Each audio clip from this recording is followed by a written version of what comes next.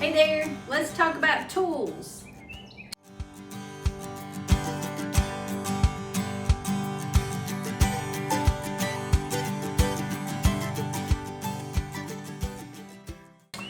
Today I'd like to introduce you to my latest purchase. I went to 4 stores looking for a tiller that is cordless and electric.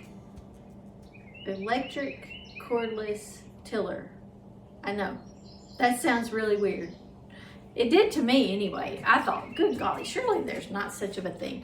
But we were having dinner with some friends and they were telling us they had an electric chainsaw, and after I laughed out loud and kind of made fun of him, I thought, well, maybe there is such a thing. Maybe I should go see if I can find myself an electric tiller. So I went shopping. I went to 4 different stores. Lots of stores say they have them online, but you have to order them. So I wanted one in person that I could pick up and bring home. And so that's what I've done. I've chosen the Ryobi Plus. It's an 18-volt cordless cultivator. It has heavy-duty steel tines, and it's 6 to 8 inches adjustable tilling width. So 6 inches is about all I want, because I'm not using this to till up the garden. I'm using this to cultivate. That means I'm using this to get in between the plants and kind of turn the ground a little bit, get the weeds out. I've had a little bit of an issue with grass trying to pop up, so I thought this might help me.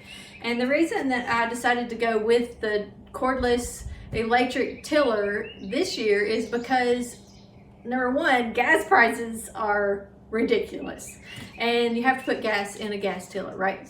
But the other problem is, with a gas tiller, you don't really use the tiller enough, so you end up having to pour out the gas so that it doesn't damage the tiller.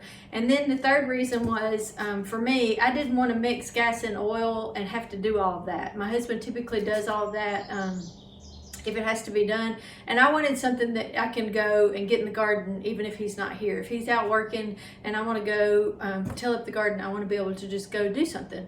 And the last reason for going with something like this instead of the gas tiller was because with the gas tiller you have to pull the crank, and I have a hard time pulling the crank, and it never starts. It seems like it never starts. So yay for electric tillers, right? Okay. So today I've taken it out of the box. I have done a couple of steps just because I didn't think about filming until I had already gotten going. So I will tell you what I've done so far. These 2 pieces, this bottom piece and the top piece, were in 2 pieces. I shoved this down in there. The cord, there's a cord that runs all the way to the bottom, and it was already attached. So this was just kind of hanging over. So I straightened it up, shoved it down in there, and screwed in these 2 screws. Super easy. Like, girls, this is our kind of put together tool. Okay, so the next step is going to be to put the handle on. There's a handle that goes on, and this is it. So I'm just going to do this step with you. It goes right here, and I think I can do this just by standing here and putting some pressure with my leg. Yep, look at that. So that's pretty easy. Slide the screw through there.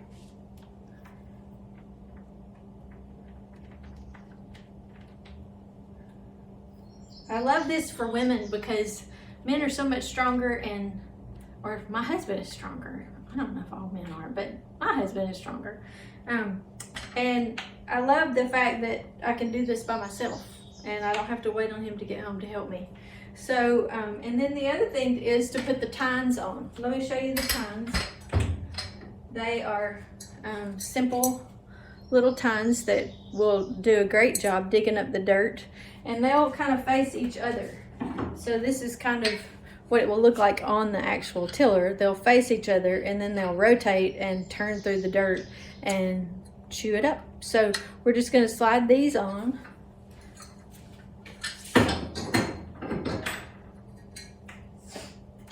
I put one side on already, so you can kind of see here.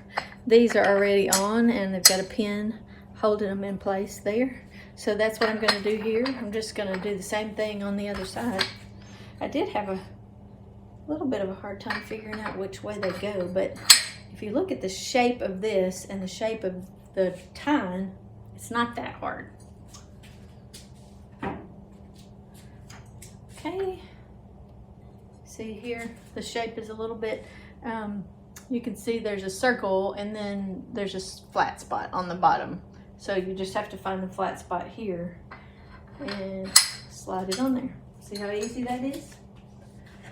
And then we're gonna put the pin through.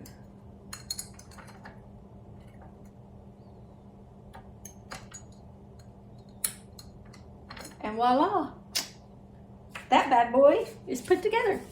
So there's a little battery that goes on all of the Ryobi products.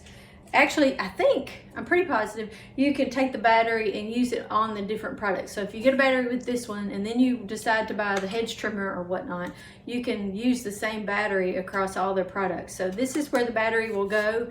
It's charging. As soon as it gets charged, we'll go out and check it out and see how it works in the garden. Okay, we're in the garden and this little bad boy is put together, ready to go for you. Before we get started, I do want to show you the battery. This is an 18-volt lithium battery. I literally took it out of the box. It looked just like this. There was no putting this together, no parts. Dumped it on the charger, took it off the charger, and it just pops right in just like that. No gas, no oil mixing together, no pulling the crankety crank thing that doesn't ever start when you want it to. That's it, ladies. This is awesome.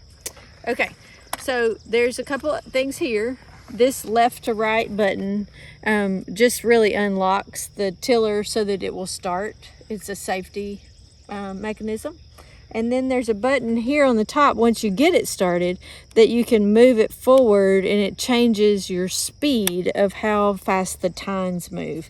And then of course this underneath is going to be what engages it to start going. So let's start it up and see how it tills.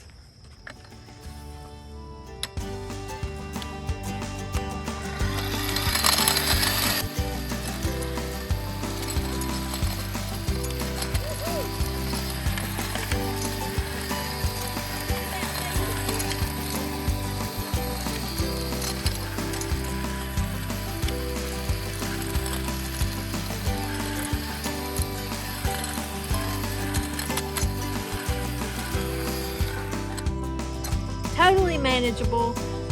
I feel like I can pick this up and walk around with it for an hour. It doesn't feel like it's gonna wear my arms out. Good job, Ryobi.